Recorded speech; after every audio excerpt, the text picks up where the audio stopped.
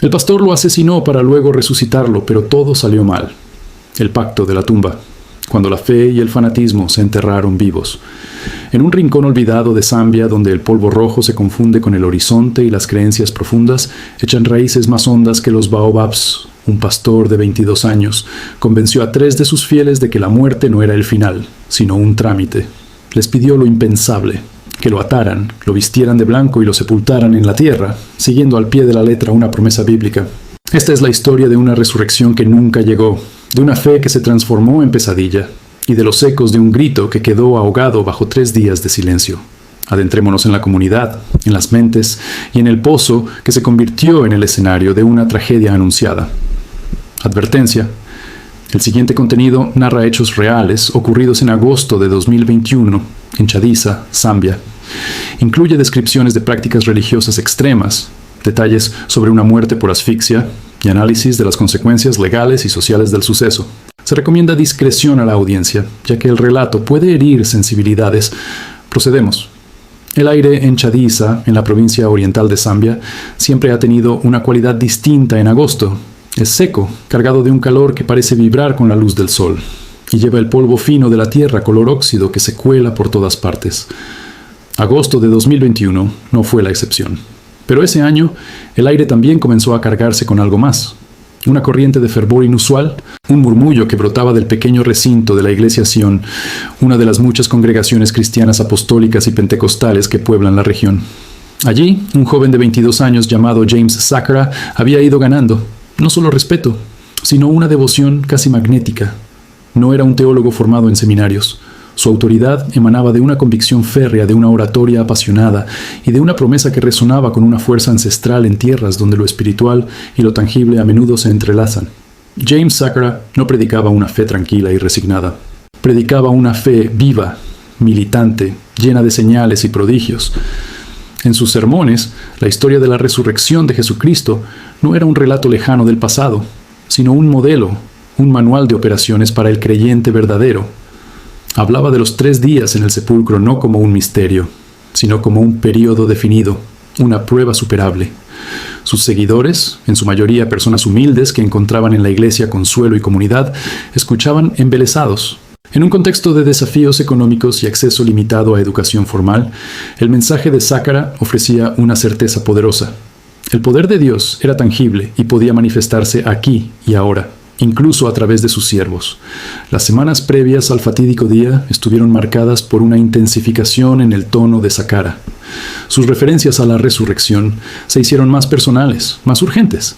Comenzó a insinuar, en reuniones privadas primero y luego con mayor claridad desde el púlpito, que el Señor le había revelado una misión especial.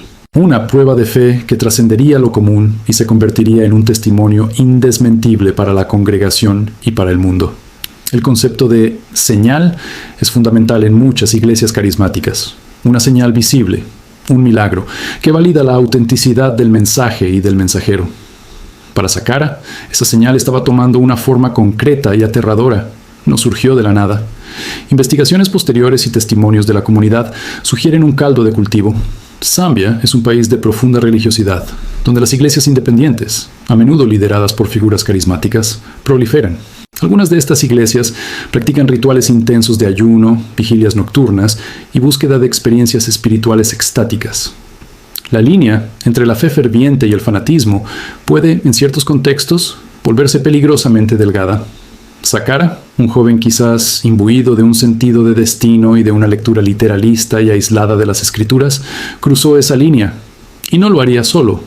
Los elegidos para acompañarlo en este viaje al límite fueron 3 miembros de su congregación. Sus nombres, aunque registrados en los expedientes policiales, representan más que individuos. Representan la confianza ciega, la lealtad absoluta que un líder carismático puede inspirar. Eran personas que probablemente habían encontrado en Sakara una guía espiritual que llenaba un vacío. Cuando su pastor comenzó a hablar de la gran prueba, de la necesidad de demostrar la victoria sobre la muerte, ellos escucharon no con escepticismo, sino con una mezcla de temor reverencial y excitación sagrada. La idea de ser partícipes de un evento bíblico moderno debió parecerles el mayor honor y la mayor responsabilidad de sus vidas. El día llegó. No fue un día cualquiera en el calendario litúrgico, pero se volvió sagrado por decisión propia. El lugar, un terreno probablemente cerca del lugar de culto, en las afueras de Chadiza. La escena tenía una puesta en escena teatral y solemne. Saqqara, vestido con una túnica blanca inmaculada, símbolo de pureza, de resurrección, se dirigió a su pequeño grupo de seguidores. Pronunció lo que sería su último sermón. No fue una despedida triste, sino un discurso triunfalista. Citó pasajes del Nuevo Testamento, especialmente los relacionados con la promesa de Jesús de levantarse al tercer día. Habló de la muerte como un sueño temporal, de la tumba como una antesala a la gloria. Sus palabras, cargadas de emoción, debieron actuar como un poderoso anestésico contra la razón, contra el instinto de supervivencia más básico. Luego vino el acto de entrega. Con las manos atadas, quizás emulando la pasión de Cristo, Saqqara se dejó conducir hasta una fosa que habían excavado. No era una tumba profunda. Los informes la describen como poco profunda. Esto es crucial, pues revela una peligrosa ambigüedad. No era un entierro destinado a ser permanente desde una perspectiva física, pero sí era un acto destinado a simular la muerte en su totalidad. La falta de profundidad podría haber sido una concesión inconsciente al miedo, un guiño a la idea de que esto no es del todo real. Pero la asfixia no necesita de grandes profundidades, necesita solo de la falta de aire. Antes de que la primera palada de tierra cayera sobre la túnica blanca, debió haber un momento de silencio absoluto. Los tres cómplices, palas en mano, mirando a su pastor, quien yacía con una expresión que solo podemos imaginar. ¿Éxtasis? ¿Determinación? ¿Un atisbo de pánico finalmente ahogado por la convicción? La tierra comenzó a caer, primero sobre los pies, luego las piernas, el torso. La túnica blanca se manchó de rojo y marrón. Saqqara cerró los ojos. La tierra cubrió su pecho, sus hombros y finalmente su rostro. El mundo exterior, con su calor, su polvo y su sonido, desapareció para él. Quedó sustituido por la presión fría y húmeda de la tierra, por la oscuridad absoluta, por el silencio aplastante que solo se ve interrumpido por el martilleo del propio corazón, cada vez más desesperado. Para los tres que quedaron fuera, el ritual no había terminado. Habían sellado un pacto de fe con la tierra. Ahora comenzaba la vigilia, los 3 días de espera. La tradición cristiana habla del Sábado Santo, el día de la espera entre la crucifixión y la resurrección, un día de duelo, de incertidumbre. Para estos tres fueron 72 horas de una tensión inimaginable. ¿Dónde pasaron ese tiempo?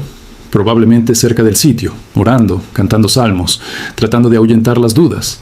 Cada hora que pasaba debió sentirse como una eternidad. La razón humana, ese susurro persistente, debió preguntarles una y otra vez, ¿y si no funciona? ¿Qué hemos hecho? Pero la fe, reforzada por el carisma del pastor y por el peso irreversible de su acto, les gritaba, «Esperad, creed, la gloria está por venir». La comunidad alrededor, sin embargo, no permaneció en silencio. Noticias de lo ocurrido, de un entierro ritual, comenzaron a filtrarse. En zonas rurales, como Chadiza, los secretos son difíciles de guardar.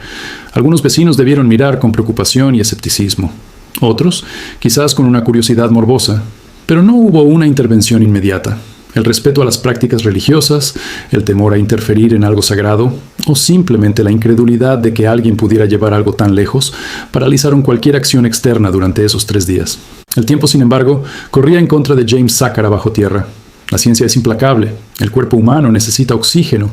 En un espacio confinado, con el peso de la tierra comprimiendo el pecho, el dióxido de carbono se acumula. La hipercapnia genera pánico, dolor de cabeza, confusión y finalmente la pérdida de conciencia. La muerte por asfixia no es un dormir pacífico, es una agonía lenta y consciente en sus primeras etapas. En algún momento durante esas 72 horas, la fe en la resurrección chocó contra la biología, y la biología ganó. Mientras tanto, en la superficie, la esperanza se mantenía viva.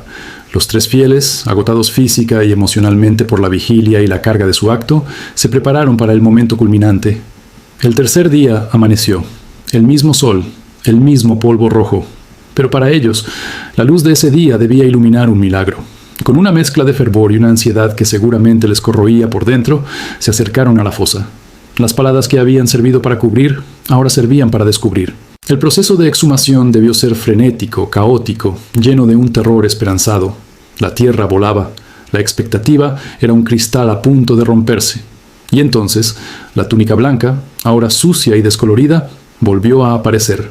Las paladas se hicieron más cuidadosas, más lentas, tal vez temerosas. Limpiaron la tierra del rostro. Este es el clímax de la tragedia, el momento en que toda la construcción espiritual se derrumba ante la evidencia física, fría e inapelable. Los ojos de James Sakara no se abrieron. Su pecho no se elevó con un primer aliento renacido. Su piel tenía la palidez y la quietud absoluta de la muerte. La expresión en su rostro, congelada para siempre, fue el sermón final, el más elocuente y devastador de todos. No era la paz del resucitado, era el rictus del sufrimiento, del miedo, de una comprensión tardía y terrible. El grito, el llanto, el desplome de un mundo debió sacudir el silencio de la mañana. La fe que los había sostenido durante 3 días se quebró en 1000 pedazos, cortándolos por dentro. No hubo gloria, no hubo testimonio poderoso. Solo hubo el cuerpo inmóvil de un joven de 22 años y la culpabilidad abrumadora de haber sido los instrumentos de su fin. El milagro se había convertido en un crimen, la resurrección en una noticia policial. El estupor y el horror los paralizaron, pero no por mucho tiempo. La noticia de la muerte, ya convertida en rumor confirmado, activó los mecanismos de la ley en la comunidad. El viaje espiritual había terminado. Estaba a punto de comenzar el viaje judicial. La policía de Zambia se dirigía a Chadiza, y los 3 fieles, de testigos expectantes de un prodigio, estaban a punto de convertirse en los principales sospechosos de una muerte. La segunda parte de esta historia ya no ocurre en el reino de la fe, sino en el de la ley, la culpa y las preguntas sin respuesta que quedaron flotando sobre la fosa desenterrada, el peso de la tierra y el silencio de Dios. El grito que rasgó el aire de aquella mañana en Chadiza no fue solo de dolor, fue el sonido de un universo entero derrumbándose. La fe, edificada con sermones ardientes y promesas literales, se hizo añicos contra la realidad inerte del cuerpo de James Sakara. Lo que siguió fue un caos silencioso y paralizante. Los 3 hombres, cuyos nombres la prensa registraría luego como cómplices, se quedaron helados ante la fosa. Las paladas cayeron de sus manos. La túnica blanca, ahora una sábana mortuoria terrosa, era la prueba irrefutable de su fracaso colectivo. No hubo ángeles, ni gloria, ni pastor resucitado predicando la victoria sobre la tumba. Solo había el olor a tierra húmeda y el peso insoportable de haber sido, literalmente, los enterradores de su guía espiritual. El milagro se había evaporado, dejando al descubierto la cruda estructura de un delito. El pánico, retardado por el shock inicial, debió activarse pronto. En comunidades como Chadiza, la noticia de una muerte, especialmente una tan extraordinaria, viaja a la velocidad del viento. Alguien alertó a las autoridades. El murmullo que antes había sido de expectativa religiosa se transformó en el rumor grave de una tragedia. La policía de la localidad, enfrentándose a un caso sin precedentes, se presentó en el lugar. La escena que encontraron era dantesca en su simplicidad. Una fosa poco profunda, un cuerpo joven con las manos atadas, vestido de blanco, y 3 hombres en estado catatónico, incapaces de huir o de articular una coherencia inmediata. La evidencia era tan explícita que la narrativa del rito religioso sonó en un primer instante a excusa inverosímil. Se procedió al arresto de los 3 fieles. La acusación, asesinato, o, en el mejor de los casos, una forma de homicidio involuntario pero previsible. Fueron llevados a la estación policial, mientras el cuerpo de Sakara era recuperado y enviado para una autopsia que confirmaría lo obvio. La causa de la muerte fue la asfixia por entierro. La noticia estalló más allá de los confines de Chadiza. Los medios de comunicación zambianos y luego internacionales se hicieron eco del caso del pastor enterrado vivo. Los titulares oscilaban entre el morbo, la condena y un intento de comprensión antropológica. La historia era potentísima. Un joven pastor, una emulación de Cristo, una fe llevada al extremo más letal. Para la Zambia urbana y secular, el caso fue un choque, una mirada a un abismo de fanatismo que parecía anclado en otro siglo. Para las autoridades religiosas mainstream, fue una vergüenza y una oportunidad de distanciarse. Líderes de iglesias establecidas condenaron el acto, subrayando que la fe cristiana nunca pide pruebas suicidas y que la resurrección de Cristo fue un evento único y divino, no un modelo para imitar por humanos. La iglesia Sion, una congregación pequeña y ahora manchada por la tragedia, quedó sumida en el escarnio y la desbandada, pero el núcleo de la tragedia se encerraba en los interrogatorios policiales. ¿Qué podían decir aquellos 3 hombres? Su defensa no era legal en el sentido tradicional, era teológica y psicológica. No negaban los hechos. Explicaban, con una lucidez desgarradora, que ellos creían en la palabra de Sakara, creían en la promesa bíblica, creían que estaban participando en un acto sagrado que glorificaría a Dios. ¿Cómo se juzga esa convicción? ¿Es culpabilidad o es víctima de una manipulación espiritual? Los fiscales enfrentaban el desafío de demostrar la mens rea, la intención criminal. ¿Tuvieron la intención de matar a Sakara? La evidencia sugería lo contrario. Su intención era verlo resucitar. Sin embargo, La ley no puede excusar un acto tan temerario que, para cualquier persona de sentido común, conllevaba un riesgo de muerte casi cierto. Su negligencia, su abandono de la debida diligencia hacia la vida de otro, era monumental. Mientras el proceso legal comenzaba su lento andar, la autopsia y la investigación forense cerraron cualquier resquicio a teorías sobrenaturales. Sakara murió por falta de oxígeno. No hubo intervención divina que preservara su vida bajo la tierra. El informe médico era el contrapunto científico y frío al sermón apasionado. Era la verdad del cuerpo contra la verdad de la fe. Y en ese duelo, el cuerpo siempre gana. El caso puso sobre la mesa debates profundos e incómodos para la sociedad zambiana. Se habló de la necesidad de regular las iglesias de garage, aquellas fundadas por líderes carismáticos sin formación teológica ni supervisión de ninguna denominación mayor. Se discutió sobre los límites de la libertad religiosa, dónde termina el derecho a creer y a practicar, y dónde comienza la obligación del Estado de proteger a los ciudadanos de prácticas peligrosas, incluso autoinfligidas. El caso Sakara era el ejemplo extremo, pero señalaba un fenómeno más amplio: la vulnerabilidad de personas en situaciones de precariedad económica y social ante líderes que ofrecen certezas absolutas y soluciones milagrosas. En el ámbito legal, el camino para los 3 acusados fue arduo. Fueron formalmente imputados. La defensa probablemente argumentó que eran seguidores ciegos, mentalmente coaccionados por la autoridad carismática del pastor, y que ellos mismos eran víctimas de una creencia errónea. La acusación sostenía que, siendo adultos, tenían la obligación de discernir y negarse a un acto que atentaba contra la vida.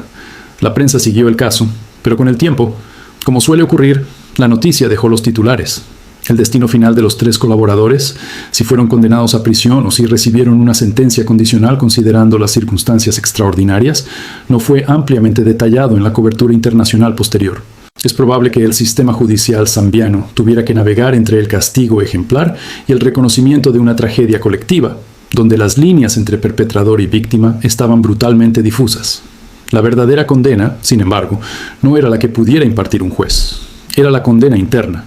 Esos 3 hombres tendrían que cargar por el resto de sus días no con una sentencia de cárcel, sino con el recuerdo de cada palada de tierra que arrojaron, con la imagen del rostro sin vida de su pastor, con el peso de haber confundido el fanatismo con la devoción. Su fe, si es que sobrevivió, nunca volvería a ser ingenua. Quedaría marcada por el trauma, por la duda, por la pregunta que los atormentaría eternamente. ¿En qué momento debimos decir que no? Y por supuesto, está la familia de James Sakara. Su dolor es el más silenciado en esta historia. Perdieron a un hijo, a un hermano, quizás a un esposo o padre joven, en unas circunstancias que añaden una capa de incomprensión y vergüenza social al luto. ¿Qué pensaban ellos de sus creencias? ¿Intentaron disuadirlo? Su duelo debió estar envenenado por la rabia hacia la influencia que él ejerció y hacia los que lo siguieron ciegamente, pero también por la desolación de ver una vida llena de potencial truncada por una idea. El caso del pastor James Sakara no es solo una anécdota macabra, es un espejo que refleja el poder abrumador de la fe cuando se une al carisma y a la vulnerabilidad. Refleja el peligro de las interpretaciones literales y aisladas de textos sagrados, despojadas de contexto, tradición y sentido común. Refleja la soledad y la presión que puede sentir un joven líder espiritual, quizás él mismo atrapado en sus propias visiones de grandeza, buscando una señal que valide su llamado de una manera dramática e irrevocable. En Chadiza, la fosa fue rellenada, la tierra volvió a su lugar. Pero algún rastro queda, un vacío en la iglesia, un hueco en familias, una lección aprendida a un costo atroz. La tumba de James Sakara es, finalmente, un monumento a un malentendido trágico, no a la resurrección, sino a los límites humanos. No a la fe inquebrantable, sino a la necesidad de que la fe dialogue con la razón, con la compasión y con la humildad, de aceptar que algunos misterios, como el de la vida y la muerte, no están para ser puestos a prueba en un hoyo en la tierra, sino para ser vividos con responsabilidad en la luz del día. La historia que hemos recorrido es un recordatorio sombrío. Habla de la sed de lo divino, pero también de la facilidad con que esa sed puede ser canalizada hacia el abismo. Nos obliga a preguntarnos hasta dónde llegaríamos por lo que creemos y qué estaríamos dispuestos a hacer si alguien que admiramos nos lo pidiera. Este documental, dividido en 2 partes para profundizar en cada aspecto de la tragedia, llega a su fin. El caso de James Sakara nos deja más preguntas que respuestas y un eco de advertencia que resuena mucho más allá de Zambia. Si este contenido te ha hecho reflexionar, te ha conmovido o te ha mostrado un rincón complejo de la experiencia humana, te invitamos a suscribirte a nuestro canal. Tu apoyo, dándole like a este video y activando la campanita de notificaciones es fundamental para que podamos seguir investigando y narrando historias como esta, con el rigor y el respeto que merecen. Ayúdanos a seguir creando contenido que no solo informe, sino que también provoque pensamiento. Gracias por acompañarnos en este viaje a la sombra de la fe.